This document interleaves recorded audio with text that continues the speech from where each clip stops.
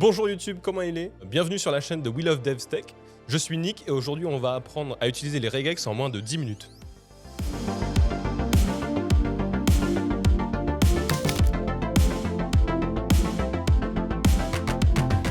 Regex, ça veut dire Regular Expression, ou expression régulière en français. Et une expression régulière, ça ressemble à ça. Comme vous pouvez le constater, c'est une chaîne de caractères qui veut pas dire grand chose. Mais ne vous en faites pas, à la fin de cette vidéo, vous comprendrez exactement ce que veut dire ce charabia. Et vous pourrez vous la raconter auprès de vos pairs développeurs et développeuses. Alors la définition de Wikipédia nous dit qu'une expression régulière est une chaîne de caractères qui décrit, selon une syntaxe précise, un ensemble de chaînes de caractères possibles. Les expressions régulières sont utilisées dans la manipulation des langues formelles que sont les langages informatiques. Elles ont la qualité de pouvoir être décrites par des formules ou des motifs bien plus simples que les autres moyens. Bon, concrètement, ça veut dire quoi? Une expression, c'est un mot ou un groupe de mots. Ici, c'est plus une suite de caractères qu'on appelle le plus souvent en informatique une chaîne de caractères. Une regex, donc, c'est une chaîne de caractères qui apparaissent de manière régulière, qu'on appelle pattern ou motif en français. Ces motifs, qu'on appelle aussi séquences, permettent de décrire ou de trouver une correspondance la plupart du temps dans une autre chaîne de caractères. Comparons ça avec notre langue française. En français, on sait que pour construire une phrase basique, on utilise la plupart du temps un sujet, un verbe et un complément. Sujet, verbe et complément sont donc mes séquences que je vais appeler S, V et C. En cherchant donc dans un texte ou une chaîne de caractères le pattern, la séquence S, V, C, je vais pouvoir tomber sur toutes les phrases qui sont construites de la manière sujet, verbe, complément. C'est aussi simple que ça. C'est bon pour vous? Vous vous doutez qu'en informatique, on ne veut pas aller chercher des sujets dans des phrases, mais on va plutôt aller chercher des morceaux de code ou des morceaux dans des tableaux Excel, etc. Laissez-moi vous présenter les séquences les plus communes dans les regex. Je vais donc vous présenter les séquences les plus communes utilisées dans les regex, mais il en existe beaucoup trop pour les voir dans une seule vidéo. Si vous êtes curieux, je vous laisse un lien dans la description vers Regex 101 avec toutes les informations possibles sur toutes les séquences qui existent. Et si vous souhaitez vraiment une explication beaucoup plus étendue sur les regex, laissez-moi le savoir en commentaire et puis peut-être que je ferai une deuxième vidéo. Bon, on va faire le plus simple en premier. Les regex peuvent chercher n'importe quel caractère ASCII de la table ASCII. Voilà, c'est tout pour moi. Merci d'avoir suivi cette vidéo.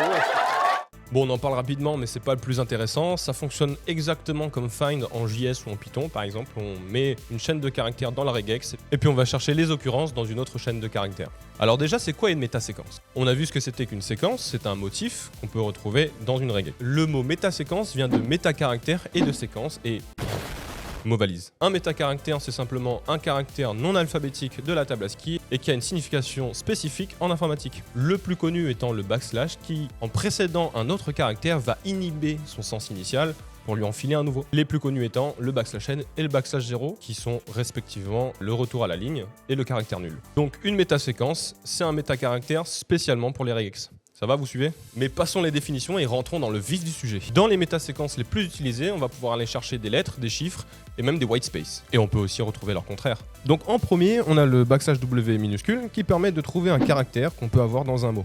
Bon, un peu plus étendu, il repère les lettres en minuscules, en majuscules, les chiffres et les underscores qui se trouvent dans votre texte. Son contraire, c'est backslash grand W qui permet de trouver tout ce qui n'est pas dans un backslash W. Si jamais on cherche uniquement les chiffres, les digits, on a le backslash D.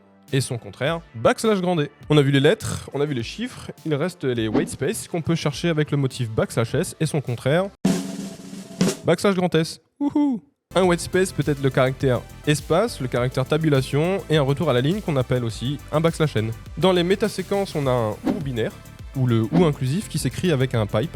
Enfin, c'est une barre verticale quoi en français. Et ça permet de chercher dans le texte un endroit où se trouvent les séquences de part et d'autre du ou. Si par exemple dans ce texte, je veux récupérer tous les pronoms, je peux séparer chaque pronom par un ou pour les trouver. Désormais, si on cherche à récupérer n'importe quel caractère, on peut se servir des métaséquences qu'on vient de voir. En cherchant un chiffre ou son contraire, la regex nous donne tous les caractères du texte. Ou alors on utilise le point qui sert aussi à trouver n'importe quel caractère. Bon, avec ce qu'on a vu juste avant, on peut trouver pas mal de caractères. N'importe lesquels. Mais qu'en est-il si je cherche un caractère bien précis? On peut évidemment utiliser le ou qu'on a vu juste avant, mais on va utiliser des classes. Bon, ne vous en faites pas, les classes en regex, c'est pas exactement la même chose qu'en programmation orientée objet. Une classe, c'est simplement un groupe de caractères ou de métaséquences. On va donc pouvoir grouper des caractères entre des crochets et le ou devient alors optionnel. Si vous avez bien suivi jusqu'ici, on peut comme exemple essayer d'imiter le comportement de backslash D. La première approche, c'est de mettre des ou partout. Bon, déjà, c'est pas beau, mais essayez par vous-même de l'écrire sur votre clavier et vous allez voir, c'est tout aussi moche que fatigant. On va donc créer une classe en mettant tous les chiffres entre crochets. Bon, c'est déjà mieux. Mais fais voir un coup si je vais imiter le \W. Mais pas de problème, les power range viennent à notre secours. Effectivement, dans une classe, on peut créer une range entre 2 caractères. Ça permet de récupérer tout ce qu'il y a entre dans la table ASCII. Et tout ça grâce au tiret. Ce qui veut dire que le \W, on peut aussi bien l'écrire comme ça maintenant. La range de A minuscule à Z minuscule, de A majuscule à Z majuscule, de 0 à 9, et le numéro complémentaire, le underscore. A noter que si vous voulez chercher un tiret dans une classe, il vous suffit simplement d'inhiber sa signification pour le chercher en mettant un backslash devant. On peut également utiliser les classes pour exclure la séquence entre crochets, ce qui fait écho au contraire des métaséquences qu'on a vues juste avant. Avec un petit chapeau placé au tout début de la séquence, on peut également imiter le comportement du \W. Alors, il existe des classes déjà préfaites pour vous éviter d'écrire une séquence trop longue ou trop complexe. Par exemple, une classe pour trouver les caractères alphanumériques ou juste les lettres ou encore toutes les ponctuations. Je vous laisse tout ça ici. Maintenant qu'on peut chercher n'importe quelle séquence dans un texte, on va maintenant chercher les positions avec des encres. Les plus communs sont l'accent circonflexe et le $. L'accent circonflexe, que je vais appeler le petit chapeau, permet d'ancrer la séquence suivante tout au début de votre texte. Le $, permet d'ancrer la séquence précédente à la fin de votre texte. Il existe un troisième encre vraiment très utile qui est le \B, qui correspond à Word Boundary. Si par exemple, dans cette phrase, je cherche le mot L, je vais trouver 3 occurrences. Pour éviter ça, on peut simplement entourer notre séquence de \B qui va éliminer les mots qui ne sont pas simplement le mot L. Et \B vient évidemment avec son contraire, le \B, qui peut être utile si on cherche un mot qui commence ou qui termine par une certaine séquence. Les regex peuvent être utilisés pour trouver des récurrences de séquences. Avec les bonnes combinaisons, on peut par exemple chercher un mot avec un nombre exact de caractères. On va le faire dans l'ordre croissant d'occurrence. En premier, on a le point d'interrogation qui permet de trouver 0 ou une correspondance de la séquence, ce qui veut dire simplement que la séquence qui le précède devient facultative. Attention lorsque vous combinez les classes et les quantificateurs.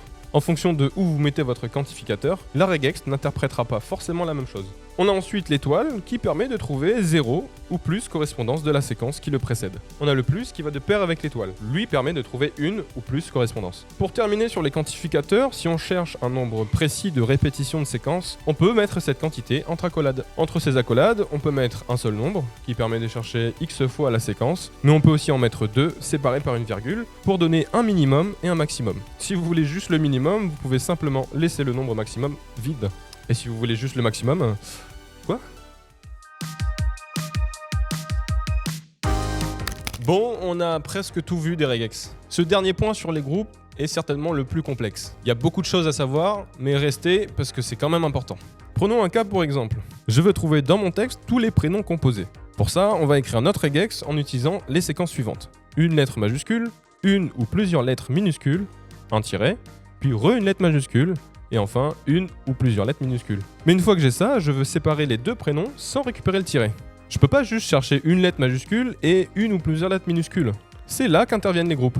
Je peux grouper les séquences avant et après le tiret pour les récupérer séparément avec des parenthèses.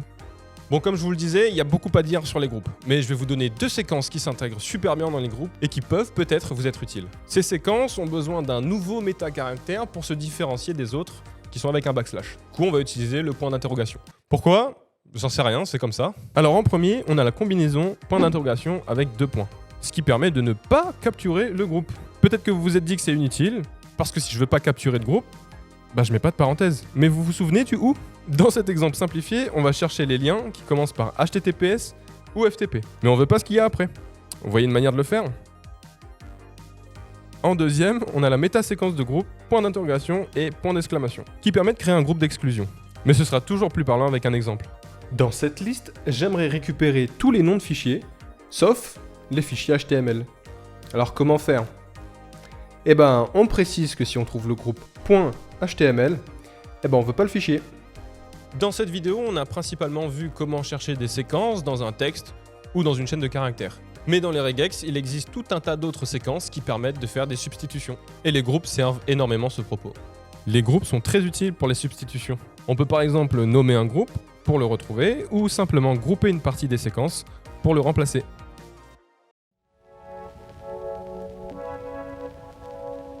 Voilà, j'espère que cette vidéo vous aura plu. Si vous voulez une partie 2 où je parle un peu plus des regex, des dingueries qui peuvent être faites, faites-le moi savoir en commentaire ou sur Twitter. Normalement, si vous avez bien suivi la vidéo, vous connaissez déjà mon Twitter. Pour faire des regex dans le vide, c'est pas le meilleur pour s'entraîner. Je peux vous conseiller d'aller voir Regex Crossword ou les quiz sur Regex 101 qui sont très utiles pour s'entraîner. Et pour voir si vous avez bien compris, je vous donne une regex à trouver. N'hésitez pas à me donner vos réponses dans les commentaires. N'hésitez pas également à aller voir les QCM sur willofdev.com.